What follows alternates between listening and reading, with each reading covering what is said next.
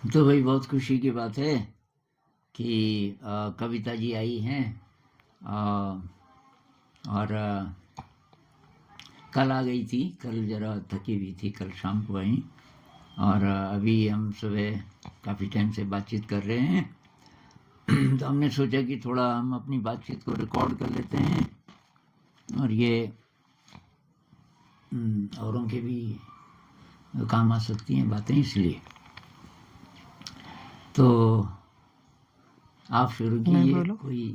हाँ कोई बात। गुरुजी, मैं ये चाहती हूँ कि जैसे मैंने बताया, मेरी एज हो गई 57 साल। बिजनेस मेरा बहुत अच्छा है, बहुत सारे परिवार जुड़े हुए हैं और सबका काम बहुत अच्छे से ऊपर वाला करवा रहा है। उसने ऐसा माध्यम बनाया मेरे को कि मैं बड़े अच्छे से समझ पाती हूँ कि मैं माध्यम हूँ। मेरे अंदर ये अहंकार नहीं, उसने सब अच्छे लोगों को जोड़ा। आप सोचो, आपको मिलने के लिए सिर्फ 1 हफ्ते का समय लगा, तो ये भी उसी की कृपा है। ढूंढने से कुछ हासिल नहीं हो सकता या आप नहीं पा सकते जब तक वो आपकी मदद ना करे। तो मैं बहुत सारा सुनने के बाद ओशो, जे कृष्णमूर्ति या सदगुरु का भी मैंने सत्संग अटेंड किया, पर मुझे वो एक कम्यून देख के थोड़ा मैं रुक जाती थी। तो क्योंकि मैंने ये समझा कि जो उसको पा लेता है, फिर दुनिया उसको जल्दी नहीं पा सकती। उस इंसान को, जो मेरे को सुनने समझने के बाद आया कि जो जान लेता है वो तो चुप ही हो जाता है, क्या बोले, नहीं समझा पाएगा। तो जो ये सब बहुत अच्छे से सेवा कर रहे होंगे, ये लोग भी, सदगुरु भी और श्री श्री रवि भी, सब कर रहे होंगे, उन्हें मैं गलत नहीं मान रही, पर मुझे वहां से कुछ अटैचमेंट कभी नहीं हुई। मैं जुड़ना डिवाइन से ही चाहती हूँ, बस हाँ, फिर भी मैं चाहती थी कि एक जीवित गुरु जरूर होना चाहिए जो शरीर में हो। वो आपकी मदद कर सकता है यात्रा में। टीचर की रिक्वायरमेंट तो है ना, टीचर के बिना तो नहीं चला जाएगा ना, अगर एक पाथ पे जाना चाहते हो। और मेरा बेटा बहुत अच्छा है, मेरी बहू बहुत अच्छी है, भाई भी बहुत अच्छा है, पूरा परिवार बहुत अच्छा है। और ये सब ऊपर वाले की कृपा है कि मैं कुछ भी करना चाहूँ तो मेरा परिवार मुझे मना नहीं करेगा। पहले मेरे मन में कई बार आया कि वृद्धाश्रम बनाना चाहिए बुजुर्गों के लिए, ये वो। फिर मैंने सोचा कि वो अकेले तो होता नहीं और मैं नहीं कर पाऊंगी, फिर पूरी ऑर्गेनाइजेशन संभालना, फिर वही हो गया सब। तो मैं बहुत ज़्यादा इन्वॉल्व नहीं होना चाहती, पर मुझे ऐसा लगता है जो मैं बिजनेस कर रही हूँ, मैं काम कर रही हूँ, उससे मेरे पास पैसा तो आता है। तो मुझे लगता है वो मेरा किसी ऐसी जगह लगे, कोई स्वार्थ नहीं, बस एक प्रेम, एक एहसास। तो बिना किसी को टच किए, बिना किसी को मिले, बिना कहीं इन्वॉल्व हुए आप कहीं के हो जाते हो।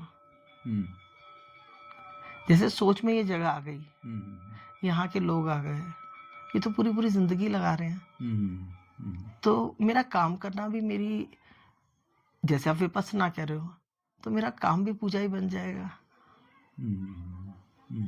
मैं बहुत लंबा काम नहीं कर सकती, लोगों से ना इंटरेक्ट नहीं कर पाती, सोशली मैं बहुत अच्छे से बातचीत भी नहीं कर पाती लोगों से, क्योंकि सुबह 8-9 बजे ऑफिस जाओ, 8 बजे ऑफिस से उठ जाओ, घर से आधा किलोमीटर भी नहीं है, कम ही है, 700-800 स्टेप, फिर घर आके बैठ जाओ, इतनी दुनिया।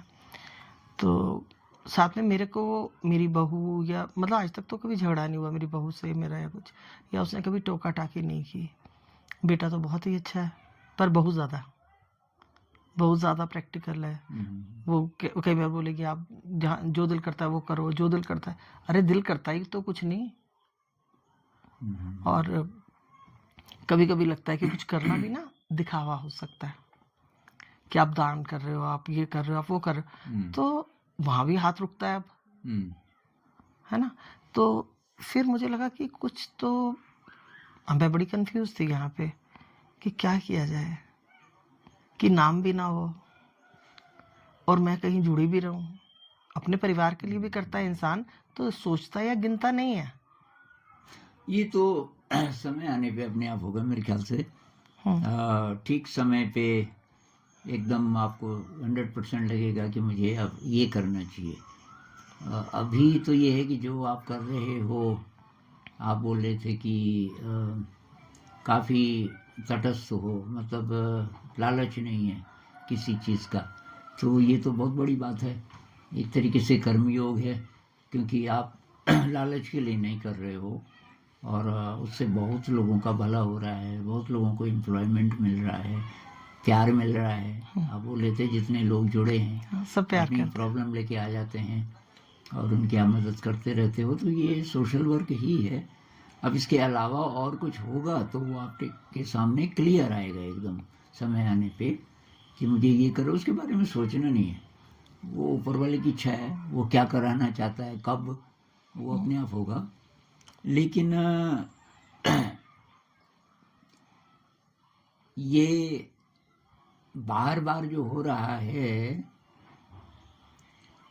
इसमें इसके साथ ये बहुत ज़्यादा अटैचमेंट, या आप जो बोल रहे थे कोई दुख सुनाता है अपने को, आप बहुत ज़्यादा द्रवित हो जाते हो, पिघल जाते हो, तो वहाँ थोड़ा सा मेरे ख्याल से तटस्थ होने की ज़्यादा ज़रूरत है कि हम दुख सुने दूसरे का, उसके लिए जो कर सकें वो भी करें, लेकिन हम खुद दुखी ना हो जाएं उसके साथ।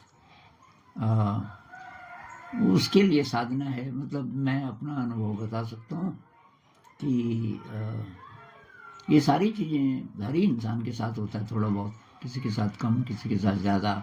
ये गिल्ट की फीलिंग, मान लीजिए कि ये अच्छा हुआ, ये खराब हुआ, पास्ट का जो भी है रेजिड्यू वो रहता है। तो नहीं तो मन जाएगा कहाँ ना, मन के भटकने के दो ही हैं रास्ते, या तो पास्ट की सोचेगा, और अब हम पास्ट को दोबारा दोबारा से रिक्रिएट करते रहते हैं कि ऐसा होता तो अच्छा होता, ऐसा होना चाहिए था, ऐसा नहीं हुआ। और मन बहुत चालाक है, वो उसको इतना बिजी आपको रख देता है कि हमें पता ही नहीं चलता कि ये तो रोज रोज रोज कई बार हो चुका है, इसका फायदा क्या है। पर मन को कैसे, सारी बात ये है, हम मन को कैसे थोड़ा अपने वश में करें, प्यार से, बिना खास बिना संघर्ष के। उसके लिए मेडिटेशन है मेरे ख्याल से तो सबसे बढ़िया।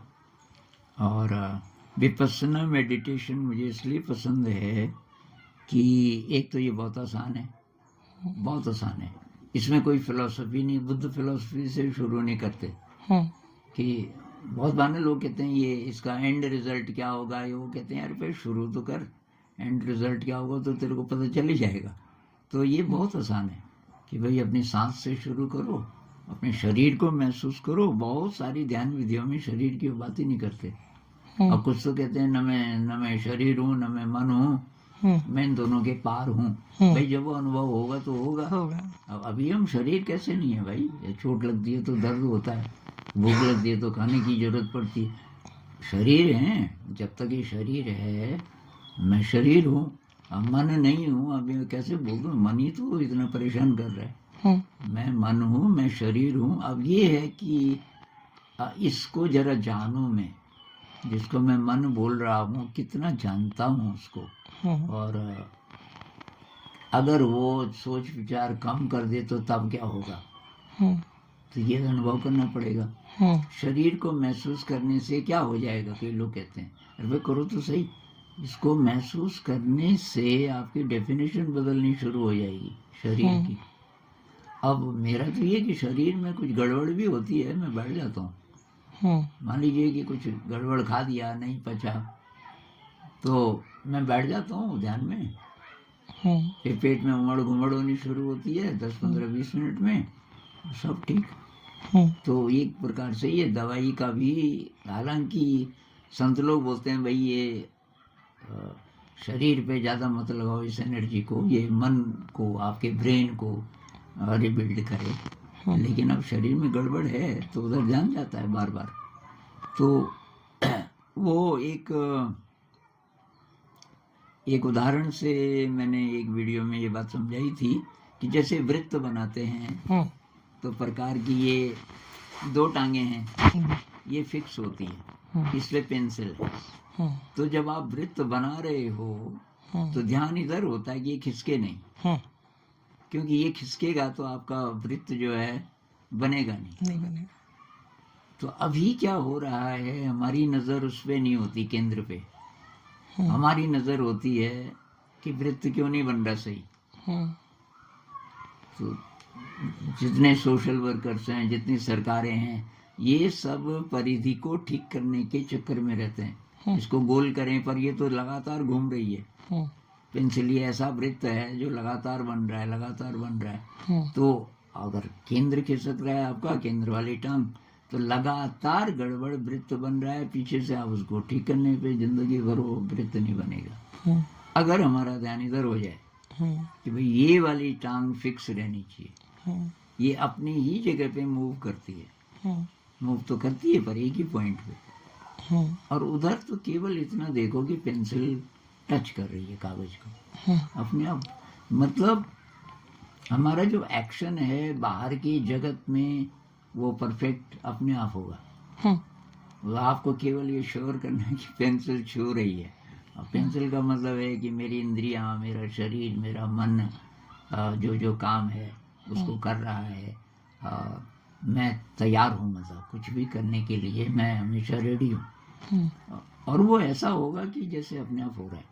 लेकिन मेरा सारा ध्यान इस तरफ है कि मेरा मन शांत है और पास्ट में नहीं जा रहा है, फ्यूचर में नहीं जा रहा है, जिसको कहते हैं वर्तमान क्षण में, समग्र ऊर्जा से वर्तमान क्षण में मैं जीना सीख रहा हूँ। और धीरे धीरे धीरे एक समय ऐसा आ गया कि ज़्यादा समय मैं वर्तमानी क्षण में हूँ और सब कर रहा हूँ। तो तब ऐसा होगा कि आपके साथ तो अभी भी हो रहा है, क्योंकि आपका आप कह रहे हैं कि सब ऐसा लगता है कि उसी की इच्छा से हो रहा है। लेकिन तब उससे जो बीच में खासकर लोगों के दुख से आप प्रभावित हो जाते हो, वो वाला पक्ष, तो वो कम हो जाएगा। आप बहुत कंपैशनेट, आप सब करोगी, सबकी देखभाल करोगी, लेकिन आपका मन शांत रहेगा, आपका मन खुश रहेगा। खुश इसलिए कि आप जो बेस्ट कर सकते हो कर रहे हो, और उस दुख का कोई कारण होगा उसकी जिंदगी में। जब भी किसी की भी जिंदगी में कोई दुख आता है तो उसका कोई कारण होता है, और वो उसी की रिस्पॉन्सिबिलिटी है उसको ठीक करना। अब हमारा जो सेवा भाव है वो, उसके कारण हम उसके लिए जो कर सकते हैं हम करेंगे, लेकिन रिस्पॉन्सिबिलिटी बेसिकली उसी की है। और इसीलिए कुछ ऐसे लोग हैं जिनके लिए आप कुछ कर नहीं सकते, वो दुख में है, बहुत दुख में, और आप द्रवित हो रहे हो, आपका मन पिघल रहा है, आप कोशिश कर रहे हो, लेकिन उसमें कोई फर्क नहीं पड़ रहा। मतलब क्योंकि उसने रिस्पॉन्सिबिलिटी अपनी नहीं ली, वो तो उसी की रिस्पॉन्सिबिलिटी थी। आप तो उसकी तरफ से ये एक्स्ट्रा है, उसकी तरफ से मतलब ये ग्रैटिट्यूड होना चाहिए कि कोई उसकी मदद भी कर रहा है। लेकिन आप अगर ये सोचने लग जाएं कि मेरे करने से कुछ फर्क पड़ेगा, कई जगह नहीं पड़ता। तो वहाँ पे वही प्रभु इच्छा, आई डू माई बेस्ट, और क्या होगा वो तो वो जाने, वही करवा रहा है ये सब, तो ये तो मैं करूँगी। वहाँ क्या होगा, मेरी प्रार्थना है कि अच्छा हो, लेकिन क्या होगा ये तो तू जाने। एक प्रार्थना मुझे बहुत अच्छी लगती है, पता नहीं मैंने कहाँ पढ़ी, क्रिश्चियन प्रार्थना है शायद, या तो क्या पता बाइबल में हो, thy will O God not mine be done. Thy will O God ये तो बहुत बोलते हैं, प्रभु तेरी इच्छा हो, लेकिन उसमें बात में है कि मेरी नहीं, मेरी इच्छा पूरी न हो। इसमें मैं पहले बहुत कंफ्यूज हुआ, मैंने कहा मेरी इच्छा पूरी न हो, ये कैसे है। फिर मैंने इसका एनालिसिस किया, अंत में किसकी इच्छा पूरी होगी, अंत में जो हुआ तो प्रभु की इच्छा पूरी हुई। इच्छा तो उसी की होती है, क्योंकि मेरी इच्छा गड़बड़ भी हो सकती है। मेरी इच्छा पूरी न हो शायद इसलिए है कि मैं कोई भी इच्छा कर लूं, अंत में होना वो है जो तू चाहता है, और मेरी इच्छा गड़बड़ भी हो सकती है। इसलिए मैं कुछ भी इच्छा करूं, कुछ भी करूं, उसको आप नज़रअंदाज कर देना और तेरी इच्छा पूरी हो। तो अंत में तो वही है। अब हमें तो करना चाहिए। कोई दुखी है, किसी को कोई ज़रूरत है, तो हम तो, क्योंकि हमारा जो सेवा भाव है वो करवाएगा हमसे। इच्छा तो उसी की है, वो भी उसी की इच्छा है। अब वहाँ रिजल्ट, तभी तो कहते हैं ना, रिजल्ट के लिए मत करो। ये भगवत गीता में भी है शायद कि आप अपना कर्म करो और रिजल्ट छोड़ दो उस पर। रिजल्ट क्या होगा पता नहीं। अब कोई दुखी है, अच्छा लगता है अगर वो ठीक हो जाए, मैंने कुछ किया, उसका असर पड़ा, अच्छा लगता है, लेकिन क्या पता ना पड़े, तो इसका मतलब ये नहीं कि मैं ना करूं। आप अपनी तरफ से बेस्ट करते जाइए। और बाकी बहुत बार लगता है कि कुछ मैं और भी करूं, मेरे ख्याल से उसकी अपॉर्चुनिटी अपने आप आती है ऊपर से, ठीक टाइम पे, कोई डाउट नहीं होगा आपको, और साफ पता चल जाएगा कि अच्छा इस समय मुझे ये करना है। गुरुजी, अगर मैं आपसे सच बोलूं तो मैं आपकी हाँ में हाँ नहीं मिला सकती। मैं किसी को किसी से आज सिवाय पैसे के कुछ नहीं चाहिए। पहले तो आप ये मान लीजिए। तो पैसा तो भले ही ले ले, पर मुझे ये लगता है कि तब परमात्मा पे आता है मुझे कि तू क्यों नहीं हार लेता सबके दुख, मदद कर। पैसा तो मेरे पास है, ले जा, पैसे से क्या हो जाएगा। ये अभी आजकल मेरे लिए कमेंट्स आ रहे हैं, ये नया कुछ एप्स्टीन फाइल्स, आपने सुना? नहीं। बहुत बड़े बड़े लोग, अच्छी पोजीशन में, रिस्पेक्टेबल, ऐसे गड़बड़ काम कर रहे हैं और उसकी पोल खुल गई। तो कि ये कैसे है? मतलब कई लोग कह रहे हैं कि अगर भगवान है तो वो कैसे होने दे रहा है।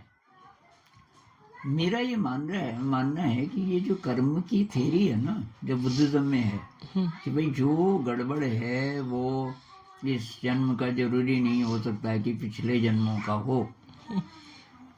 और दूसरी बात है कि ह्यूमैनिटी इवॉल्व हो रही है, पूरी मनुष्य जाति विकसित, 8 अरब लोग हैं, उनमें से खराब लोग कितने हैं? अगर बहुत ज़्यादा खराब होते तो फिर तो मनुष्य जाति तो खत्म हो जाती।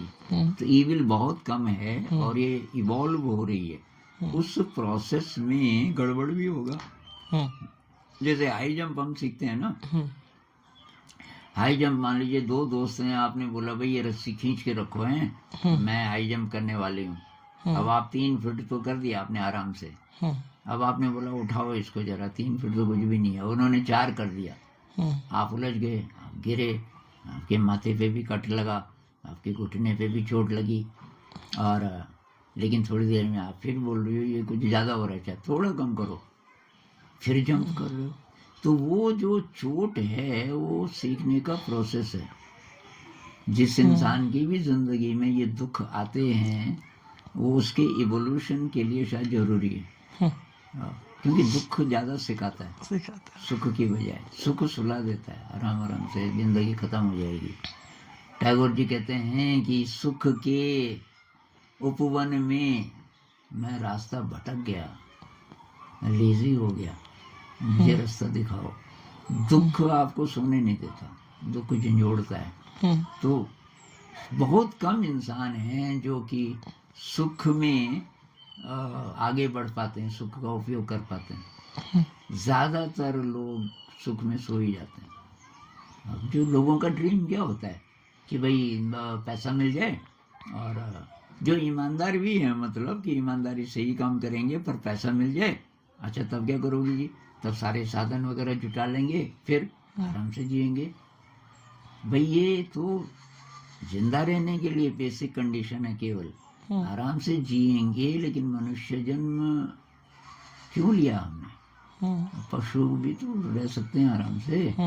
मनुष्य जन्म लिया है किसी और चीज के लिए, हम जानना है कि मैं कौन हूँ। तो वो यात्रा अब आसान होनी चाहिए थी, क्योंकि बाकी सब ठीक ठाक है, लेकिन कम होता है ऐसा।